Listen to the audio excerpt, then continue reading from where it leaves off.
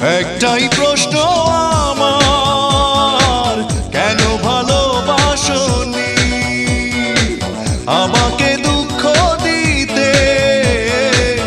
একটু কি তুমি ভাবনি এত টাকা